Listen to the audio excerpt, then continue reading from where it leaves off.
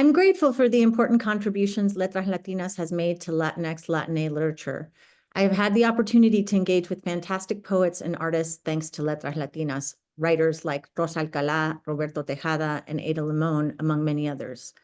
The organization is at the nexus of a lively conversation around Latinx Latina letters. Its commitment to fostering the work of Latinx writers is a testament to its vision of an inclusive literary culture and also preserves the rich traditions of literature while having the amplitude to include a wide range of aesthetic visions.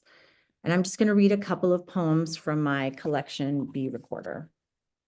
And this one is based on Pedro Pietri's Puerto Rican obituary. They work their fingers to the soul, their bones to their marrow.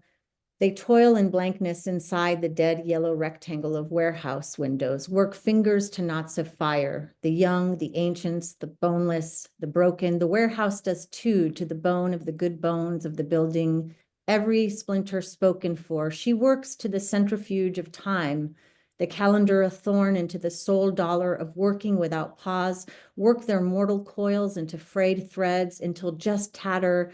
They worked their bones to the soul until there was no soul left to send, worked until they were dead, gone to heaven or back home for the dream to have USA, without USA, to export USA to the parts under the leather sole of the boss. They work in dreams of working under less than ideal conditions instead of just not ideal conditions.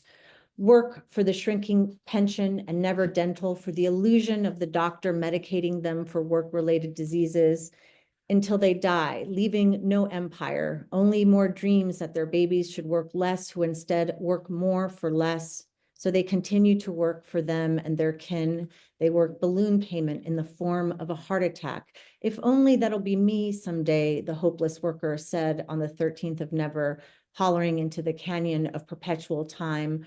4 bankruptcies later, 3/5 into a life that she had planned on expecting happiness in any form it took, excluding the knockoff cubed life. She lived in debt, working to the millionth of the cent her body cost the machine's owner. Yolanda, Berta, Zoila, Chabela, Lucia Esperanza, Naya, Carmela, Celia, Rocio once worked here, their work disappearing into dream-emptied pockets, into the landfill of work, the work to make their bodies into love for our own. I will be my mother's apprentice, as if I were a hunger, because it is our bleak and common future to reverse the Sphinx. I study the meander of her logic for context. Sometimes it is like a poem that is not quite realized, filled with hollows and bursts, a stranger's grief and rage. She asks for home when she's home. She screams for the purse we haven't hidden from her. Sometimes we circle the same spots, and I try to be as I know she was with me once, remedy and anchor. I'm a fair to poor replica, yet still her proxy. That you didn't know her is your misfortune, a hot planet's core, late summer's best light. As metaphor, I evoke a pink, vulnerable jelly, translucent and containing the past. I hold it in my hand and against a lamp. This is our intimacy now. My nails trace the brown spots that mark her losses.